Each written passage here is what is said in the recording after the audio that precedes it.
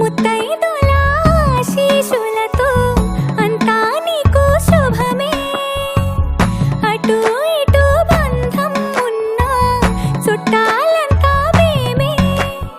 ఎక్కడున్నను గాని చక్కనైన కళ్యాణి రామరక్ష నీకు ఎప్పుడు. దేవి సీమంతం సంతసాల వంత పాడినే. ప్రేమానందం గుండెలోన నిండిపోయేనే. అంగనలందరూ కలిసి కోమలికి మంగళహారతులనిరే. వేదము గానము చేసే ఆశ్రమము చల్లనిదే.